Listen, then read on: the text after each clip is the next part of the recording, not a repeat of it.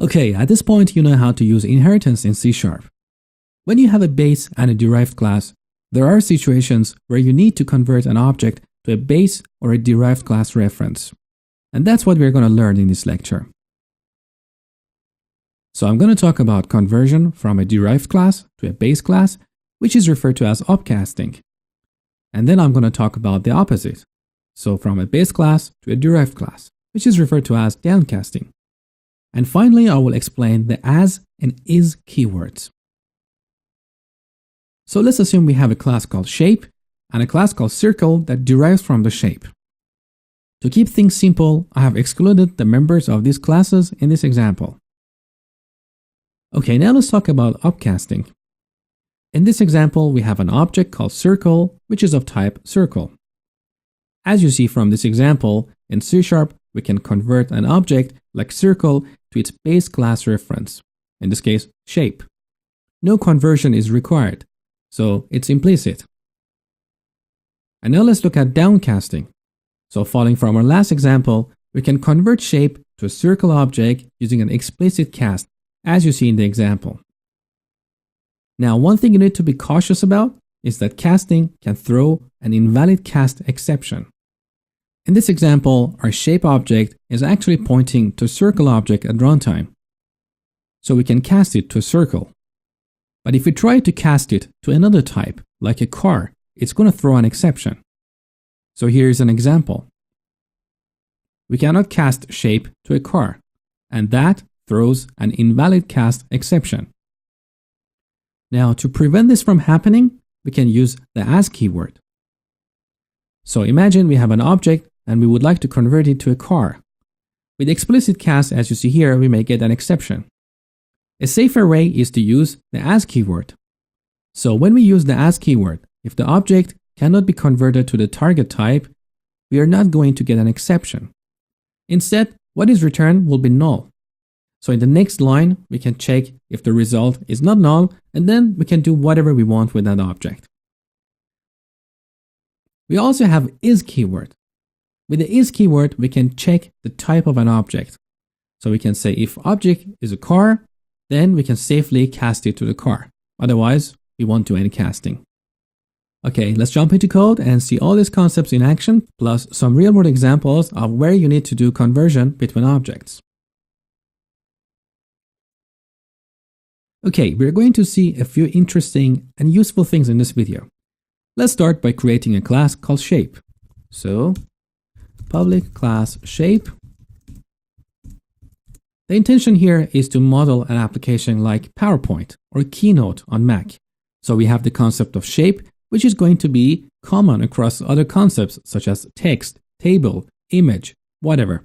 So each shape in our PowerPoint application is going to have at least a width and height.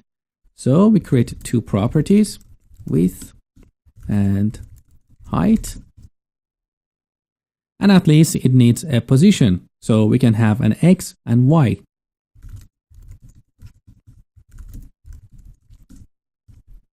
We also need a method to draw a shape. So public void draw. To keep things simple, I'm just going to leave out the implementation for now. So let's move our shape class to a different file, just like we've done in other exercises. Alt and enter, enter. Back with Control and minus. Now let's create a class called text that derives from shape.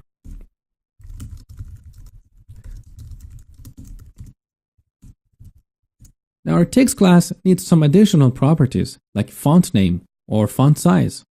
So font size and font name. Again, we're going to move this class to a separate file. So back to our program. Now let's create an object of type text. Text equals new text. Now I want to show you upcasting. So we can declare a variable of type shape and simply assign it to text. As you see, no conversion is required. So we can implicitly convert an object reference like text to its base class reference like shape. And this is very powerful. I'm going to show you how we're going to use that in real-world applications. But before we get there, let me tell you a little bit more about what is happening behind the scene. Both these text and shape objects are actually pointing to the same object in memory. Well, it's more accurate to say text and shape are both references to the same object in memory, but they have different views. What it means is, if I go here and say text dot, I can see all the properties of a text object. So font name, font size, plus the ones inherited from the base class. But if we use the shape reference, we see a more limited view. So as you see, font name and font size are not there, even though at runtime, the object that we have in memory does have those properties, but we are not going to see them if we use the shape reference. Now you might wonder, why do we need a more limited view of an object? We'll get there. I'll explain that in a real-world scenario. But for now, let's just do a simple experiment. So what I'm going to do is, first I use the text object and set the width to 200. Now I use the shape reference and modify that width to 100. Finally, I'm going to display the width of the text on the console. So console.writeLine, text.width. What value do you think we're going to get on the console? 100. Because both text and shape are references to the same object. They just have different views. Let's run the application and verify this. There you go. So we got 100. Now, what's the point of converting an object reference to its base class reference? Well, this is actually very powerful. And that brings us to a new topic called polymorphism, which we're going to see in the next section. But for this video, let me give you some insight about where we're going to use this kind of conversion in a real-world scenario. Well, first of all, let me clean up all this code here.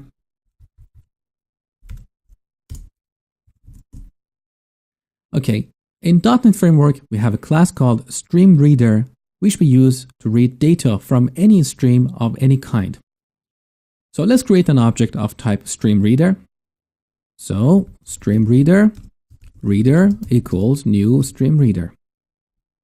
Okay, note that here we have a few overloads for the constructor of this class. The simplest one is the one that takes a stream object. In .NET Framework, stream is the base or parent of every kind of a stream. For example, file stream or memory stream. Let's take a look at them in the object browser. So we go to View and then Object Browser. In the search box here, let's type file stream. So here's our file stream class, which is defined in system.io namespace. Here's the declaration of the file stream class. Note that it derives from stream. And here are the members of the file stream. So we use a file stream object to work with a file. It has methods to read from a file or write to a file. Now let's take a look at memory stream. So back here, search for memory stream. Again here in the declaration of memory stream, note that it derives from stream. Now let's get back to our program. In practical terms, in the constructor of StreamReader, we can pass any object whose type derives from the stream class without any conversion. So what we can do here is we can simply pass a new file stream, or we can pass a memory stream, so any class that derives from the stream class. So back to our upcasting concept, the object we send here will automatically be upcast to its parent class, which is stream. Let's take a look at another example. So I'm going to comment this out. We have a class called ArrayList, which we can use to store objects in a list. So ArrayList, list equals new ArrayList. Or we could use var here to keep our code cleaner. Now let's take a look at the add method. The add method takes an argument of type object. And remember, object is the parent of all classes in the .NET framework. So essentially, what we can do here is we can pass any object to this add method. And no conversion is required. So I can add a number here, or I can add a string, or I can add a text object, and all of these objects will be implicitly converted to the base object class. Now, in real-world applications, we should not really use the ArrayList class because it's not a type-safe kind of list. As you see, we can store a different kind of object in every element. So in this example, the first element is a number, the second one is a string, and the third one is a text object. So at runtime, we may get exceptions as a result of converting array elements to target types. A better way is to use generic lists. So we can use a generic list class like var, let's call it another list, equals new list. This is a generic class. A generic class takes a parameter which is used to enforce some kind of constraint on that class. So for example, if I put integer here, my list is going to be a list of integers. So every element in the list is going to be an integer. Or we could use a list of shapes, which means every element is going to be of type shape. So we can store a shape object or an instance of any of its derived classes. Okay, so that's all about upcasting. Now let's take a look at downcasting. So let's clean up all the code here. I'm going to declare a shape object. So shape. And now I can assign it to a text.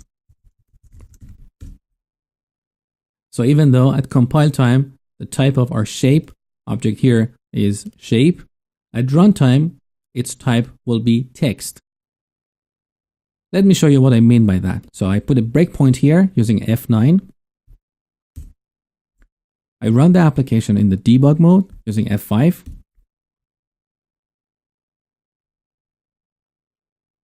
Now we press F10. Okay, here in the watch window, let's clean up whatever we had here. So I just type shape.